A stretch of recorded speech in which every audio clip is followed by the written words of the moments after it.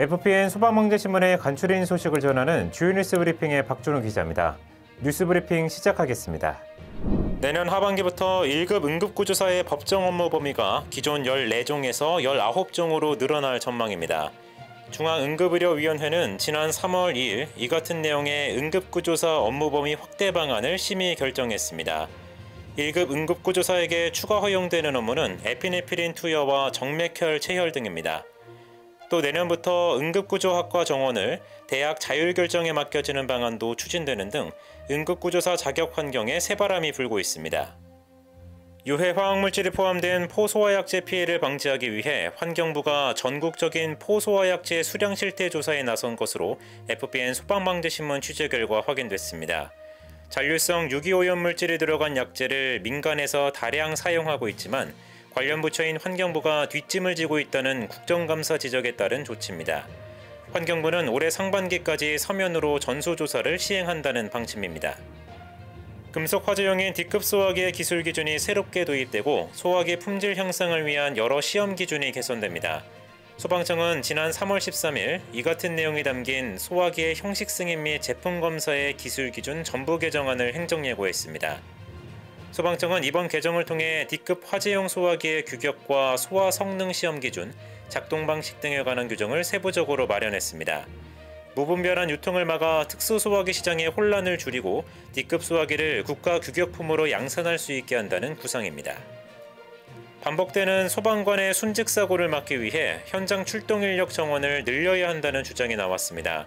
실화제 훈련 시설 확대가 필요하다는 지적도 제기됐습니다.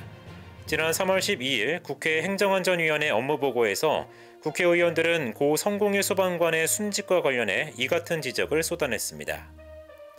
소방산업 진흥과 수출 활성화를 위해 소방청이 국내 13개 수출기업 대표들과 간담회를 진행했습니다.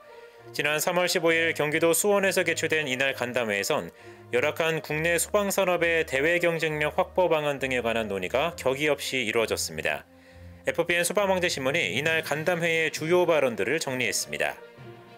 지난 3월 15일 한국타이어 대전 공장에서 큰 불이 나 연면적 8만 7천 제곱미터에 이르는 공장 건물이 전소되고 타이어 약 21만 개가 소실됐습니다. 다량의 연기 등으로 인근 주민들 역시 큰 피해를 입었습니다. 소방은 이번 화재로 올해 들어 처음 대응 3단계를 발령하고 가용 소방력을 총동원해 58시간여 만에 화재를 진압했습니다. 공장 건물이 완전히 붕괴해 정확한 화재 감식과 원인 규명까진 상당한 시간이 필요할 거란 전망이 나오고 있습니다. 법정기념일 지정 이후 두 번째를 맞는 의용소방대 날 기념식이 지난 3월 17일 서울경희대학교 평화의 전당에서 열렸습니다. 이날 김미경 전국의용소방대 연합회장은 활동 지원을 위해 의용소방대원 공제조합 신설과 복지카드 개설 등에 최선을 다하겠다며 의로운 마음, 뜨거운 용기로 다시 한번 힘차게 국가와 국민을 위해 봉사하자고 강조했습니다. 한편 현재 전국에서 9만 7천여 명이 활동 중인 의용소방대는 올해로 창설 129주년을 맞았습니다.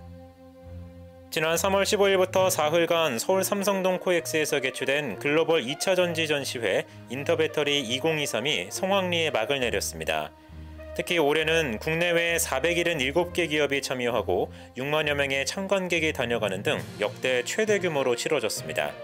FPN 소방방재신문이 배터리와 전기차 충전소 등의 화재 관련 기술을 지면에 담았습니다. 관련 기사의 상세 내용과 더 다양한 분야 소식은 이번 소방방재신문 발행호에서 확인하실 수 있습니다. 지금까지 주요 뉴스 브리핑의 박준호 기자였습니다.